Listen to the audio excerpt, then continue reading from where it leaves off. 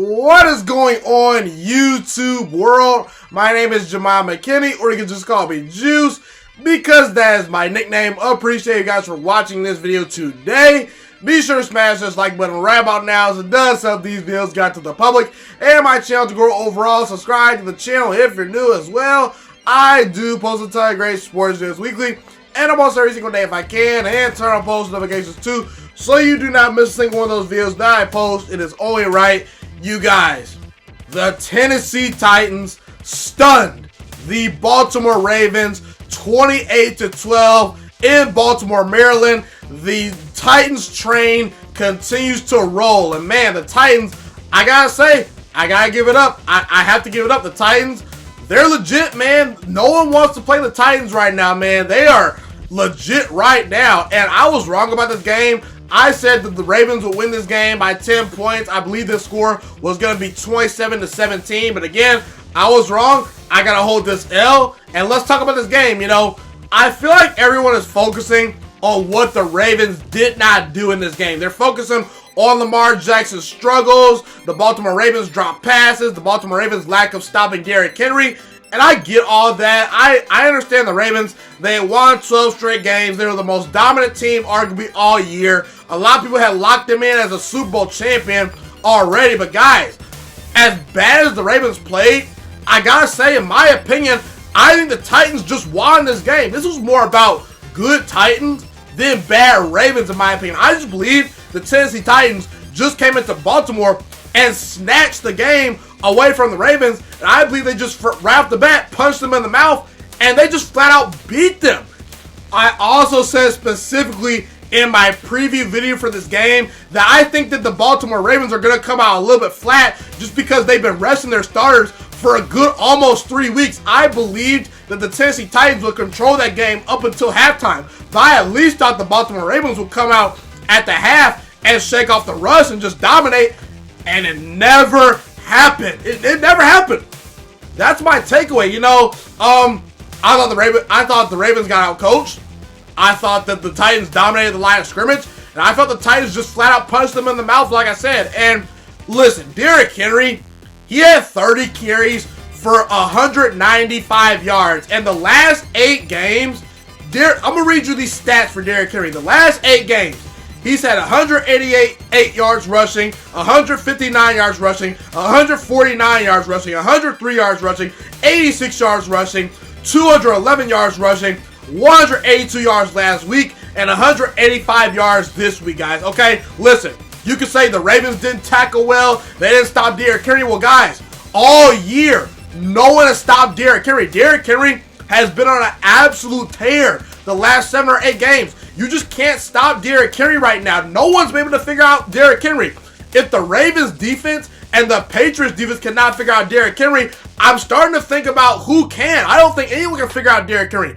I think right now, you can make the argument Derrick Henry is the best running back in football. I know he's not as complete as a Saquon Barkley or a Christian McCaffrey, but right now, as far as just the ability to take over a game, the ability to impose your will on opponents, Derrick Henry is right there. And he's a better pure runner than both Christian McCaffrey and Saquon Barkley or Ezekiel Elliott or whoever you want to name out there right now. Derrick Henry's a stud.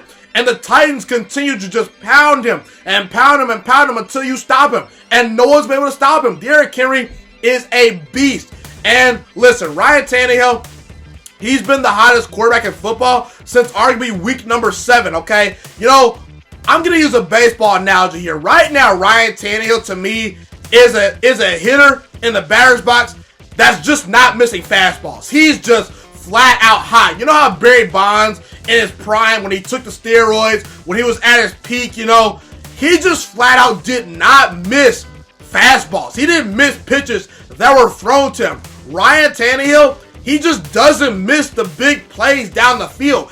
And this is the type of quarterback production that the Tennessee Titans have been needing the last 4 to 5 seasons. I am so happy that they moved on from terrible, trash-o, Mr. Bust himself, Marcus Mariota, and they picked up Ryan Tannehill. And I'm so happy Ryan Tannehill has caught fire, and I think that he's moved his way into a contract in the offseason potential. You know, Ryan Tannehill, he's been balling out. I understand that he only had 88 yards passing last night. He only completed 7 of 14 passes, but again, throughout the course of the season, Ryan Tannehill has been the guy that's changed this Titans offense. He's been able to get the most out of A.J. Brown, Corey Davis, those great tight ends, you know. And just his deep ball passing has been excellent all season.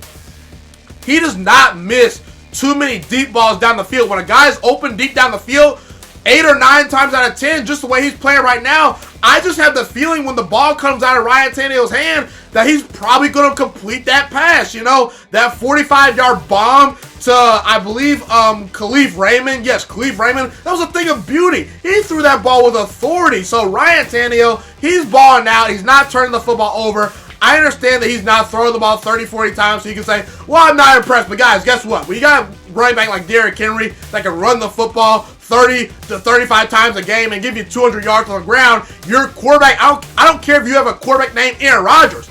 You don't need him to do the dirty work. If Derrick Henry can do the things like do all the dirty work and spark my offense, I'm okay with that. So again, shout out to the Titans, man. Their defense played well. Their offensive line blocked well all night. Ryan Tannehill made some good decisions, had a great touchdown with his legs. You know, he ran for a touchdown, he threw for a touchdown. And let's also not forget Derrick Henry, when all fails, he threw for a touchdown pass. What can Derrick Henry not do, man? And listen, there were concerns I had for the Ravens coming into the playoffs. There was a reason why I had the New Orleans Saints as the best team in football heading into the playoffs. Now they decided to choke just like the Ravens did. But again, one of the reasons why I thought the Ravens were not quite the best team in football was because I believe that if you get the Ravens in an uncomfortable situation, they can be had. And I said in that video that I made ranking all the playoff teams, I believe that when the Ravens are playing on their terms, no one can stop them. Meaning, when they're running the football, when Lamar Jackson has time to throw, when they're getting Marquise Hollywood-Brown involved, when their defense is getting after the passer, when they're creating turnovers, when they're making tackles, no one's going to stop this team. They're going to march to the Super Bowl if they just play their game. However, the thing about the Ravens is their offense is not built to come from behind. And if you get an early lead on the Ravens and you have a good running attack and a quarterback that cannot turn the football over, guess what? You can beat the Baltimore Ravens. And I've said on numerous occasions, if you can get the Ravens to trail early and control the line of scrimmage and the clock, you can beat this team because the Ravens, they're not built to come from behind. Also, I think the Ravens' struggles are partly due to the fact that they just don't have a true dominant guy to catch passes on 3rd and long, like 3rd and 10, 3rd and 7, 3rd and 6. They don't have a Mike Evans. They don't have an A.J. Green. They don't have a Julio Jones. And not a whole lot of teams have that. I think that Marquise Hollywood-Brown is very good. I think that Mark Andrews is very good. But they're not dominant guys that can just take over a game at the wide receiver position. And I really truly believe that Lamar Jackson needs that type of guy because he's just not overall a special thrower, at least quite yet. They're not built to throw the ball 30, 40, 50 times with Lamar Jackson. They want to run the football, get out to an early lead, establish the run, establish the line of scrimmage, control the time of possession, and ask Lamar Jackson to make a couple complicated throws at most, okay? Because listen, Lamar Jackson's great. He's my MVP. But people fail to realize that Lamar Jackson, do you know how many times he threw the ball in a game 30 times this season? He only did that 5 times. And there's 16 games in an NFL season. So Lamar Jackson, throughout the entire season, he did not throw the football 30 or 40 times a game. He just didn't do it. And he threw the ball in this game 59 times. That is not what the Baltimore Ravens want to do with their offense. And to start the game, kind of what went wrong was they were driving down the field and Lamar Jackson throws an interception. By the way, that interception was not his fault. If the football could have been thrown a little bit more perfectly, but again, if you're Mark Andrews, the all-pro Pro Bowl tight end, you have to catch that pass. That was not Lamar Jackson, but again, it was picked off. If the Ravens were, let me put it to you this way. Say the Ravens go down the field, and instead of throwing an interception when they're about to go score, they get a touchdown. That changes the entire game. So that one play alone on the Ravens' opening possession is honestly, in my opinion, what turned around the entire game, because the Tennessee Titans, immediately after that turnover, they got a lead. And then after that, the Baltimore Ravens decided to go for it on 4th and 1 at midfield. I actually didn't have a problem with it, because the Ravens, all season, they converted on 4th and 1. I did not have a problem with John Harbaugh's aggressiveness during the playoffs in this game. I didn't have a problem with it. They just didn't execute properly. And off of those miscues, the Tennessee Titans got out to a 14-0 lead, and they made the Ravens settle for a couple field goals. And what do you know? Derrick Henry, midway through the third quarter, he breaks off a 66-yard run. And after that happened, when they got down to the red zone and the Tennessee Titans went up 21-6, I said it's over. Because the Baltimore Ravens, they're not meant to come from behind. Lamar Jackson is not built like that. Lamar Jackson's great, but he has his limitations as a thrower. He's not Aaron Rodgers. He's not Patrick Mahomes. He's not even Deshaun Watson, in my opinion, as a thrower. He is still developing as a passer. And listen, I'm not going to put all the blame on Lamar Jackson. I'm not. Now, I'm going to say this right now. Did he play well? No, he did not play well. He didn't play particularly very well. He had 2 interceptions. One interception was not his fault. But again, bottom line, he had 3 turnovers. He had a crucial fumble that you just can't have when you're trying to come from behind, okay? He had a 63 passer rating, a QBR of 31. He did have 143 yards on the ground, and he did have over 300 yards passing. Had over 500 total yards on the day. So Lamar Jackson, I won't say he played god-awful, but his performance, to me, I would call it a disappointment and a letdown. Because while Lamar Jackson did make some plays to keep the Ravens in the game, the Ravens did drop a lot of passes. His wide receivers did not get open consistently versus man coverage. They were, not creating separation. He didn't have very much help on the day. But again, the thing about Lamar Jackson is when you're down 14-0, as the league MVP, I expect you to bring me to the promised land. I expect Lamar Jackson, who's made the plays for the Ravens all season when he's needed to make the play to open up and get the Ravens back in the game. And it may not be fair, because we have not seen Lamar Jackson come from behind and, throw the ball 30 or 40 times really in the season up to this point in the playoffs. It's kind of a shame. But again, Lamar Jackson, I'm holding you to a higher standard now because you're in your second season and you just won league MVP. I expected more from Lamar Jackson. And while he didn't play god-awful, he didn't play great either. He was somewhere in between. I would say he had a subpar performance. He missed a lot of throws that were right there. And he just didn't have a great game. But not all of it was on Lamar Jackson. It was mainly due to bad coaching. It was mainly due to his wide receivers not getting open. And it was mainly just due to the fact that the Ravens, they just lost to a team in the Titans that played better than them. The Titans are hot, man. And, that's just my overall takeaway from this game. The Ravens, it's a shame. They won 12 straight. They were at home.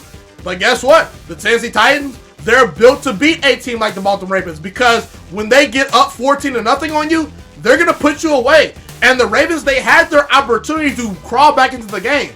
The score was 14-6 at the half. If they come out at halftime and score a touchdown, they apply some pressure to the Tennessee Titans. They never got out to the lead that they wanted to, and they could not play their brand of football. The Titans forced them to play football the way the Titans want you to play football. Outside of Marquise Hollywood Brown and Hayden Hurst and Lamar Jackson at times, no one really showed up for the Ravens. They just laid an egg. And, I don't have a problem with John Harbaugh sitting his players the last game of the season, knowing he had a bye week. But again, if I were to make a guess, I'm going to say the Ravens were a little bit rusty. They came out flat. They came out rusty. They didn't look like they had been, in a meaningful game in a while. And the Titans, they've been fighting for their playoff lives 24/7 ever since, I would say, like the last couple weeks of the season. Okay, so again, shout out to the Titans, man. They just beat the Ravens. Lamar Jackson, he's gonna grow from this performance. He didn't play his best football. He pulled a Peyton Manning, where Peyton Manning wins the MVP that goes one and done in the playoffs. It wasn't a great look, but Lamar Jackson, the guy is still 22 years old, I believe. He's in his second season. Not many guys are gonna win MVP in their second season. The light is there in the tunnel for Lamar Jackson. He's gonna get better. This Ravens team is still young. The Ravens will need to tweak some things in the offseason. Lamar Jackson's going to have to get better. But again, the Titans are moving on, man. And listen, they can beat anyone remaining in the playoffs. They can beat Green Bay. They can beat San Francisco. They can beat the Kansas City Chiefs. And I believe that that's the team they're probably going to play against. It's going to be very interesting to see how they match up potentially with the Texans or the Chiefs. I'm excited to see how the Titans play the next game. But again, right now they're rocking and rolling. And momentum is everything. You know, a couple years ago, the Green Bay Packers won a Super Bowl as a 6th seed with Aaron Rodgers. A couple years ago, they won as a wild card. A couple years ago, the New York Football Giants won as a wild card with Eli Manning. Don't be shocked if the Titans win the Super Bowl this year. I'm not saying they're going to do it, but they at least definitely have a shot. The Ravens, unfortunately for them, a 14-2 season is lost. They choked, and they got to go back to the drawing board in the offseason. Be sure to comment where you agree with me and disagree with me. Love to hear what you guys have to say in the comment section.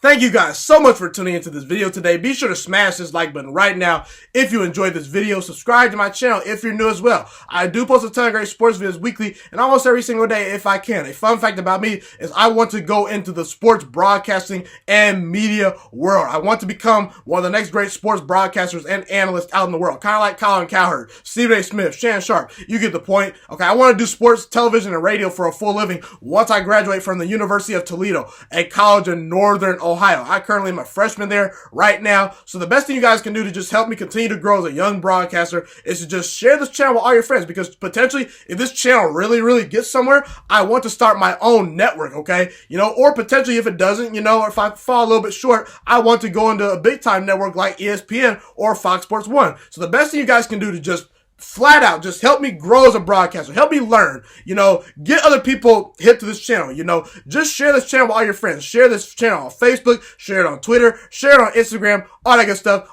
Also, be sure to follow me on all my social media platforms. And once again, guys, just share this channel with everyone you know. Get everyone hipped and watching these videos. Get my voice out there and heard. Share it on Facebook, share it on Twitter, share it on Instagram, all that good stuff. It's been your boy, Ghiman Mckinney, or you can just call me Juice. I appreciate all you guys for tuning in today. I really do. Have a God blessed day. Stay motivated, you guys, and I'm out.